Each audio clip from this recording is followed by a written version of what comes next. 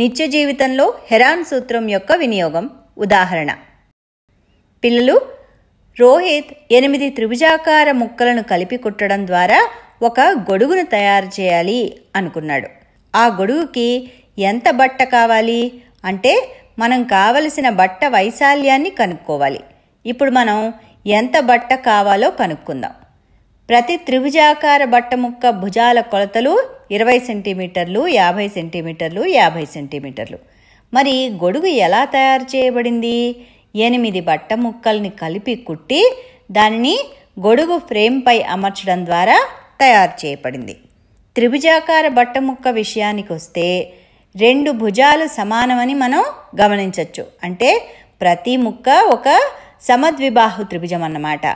గొడుగు యొక్క వెలుపలి ఉపరితల వైశాల్యాన్ని కనుక్కోవడానికి మనం హెరాన్ సూత్రాన్ని ఉపయోగిద్దాం. ఒక త్రిభుజం యొక్క 3 భుజాలని ఇస్తే దాని వైశాల్యాన్ని హెరాన్ సూత్రాన్ని ఉపయోగించి కనుక్కోవచ్చని మనకు తెలుసు. A = √S × S - A × S - B × S - C. ఇక్కడ S అనేది అర్ధ చుట్టుకొలత. A, B, Cలు ఇచ్చిన త్రిభుజం యొక్క 3 భుజాలు. ప్రతి త్రిభుజాకార ముక్కకి 3 భుజాల మొత్తం దాని చుట్టుకొలత అవుతుంది. కాబట్టి చుట్టుకొలత = 50 + 20 + 50.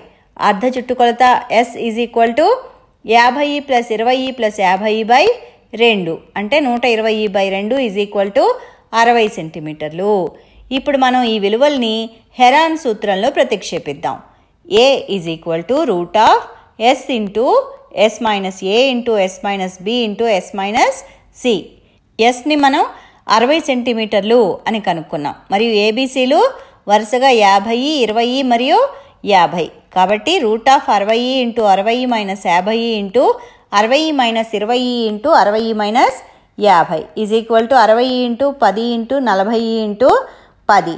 2 10లకి మనం ఒక 10ని, 60 = 6 × 10, 40 = 4 × 10. కాబట్టి ఇక్కడ మరో 2 10ల నుంచి మనం మరొక 10ని తీసుకుందాం. వర్గమూలంలో అప్పుడు 4 × 6 ఉంటుంది. √4 = 2 కాబట్టి 2 బయటకు వస్తుంది. అందువలన ఇంకా 6 వర్గమూలంలోనే ఉంటుంది, అంటే √6. కాబట్టి త్రిభుజ వైశాల్యం 10 × 10 × 2 × √6 200 √6 అవుతుంది.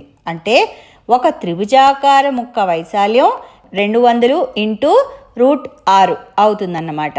ఒక గొడుగును తయారు చేయడానికి ఇటువంటి 8 ముక్కల్ని కలిపి కుట్టాలి. మరి ఇప్పుడు మనం ఒక ముక్క వైశాల్యం కనుక్కున్నాం. కాబట్టి కావలసిన మొత్తం బట్ట వైశాల్యము = 8 × 200 × √6 లేదా 8 × 200 √6 1600 √6 చదరపు సెంటీమీటర్లు.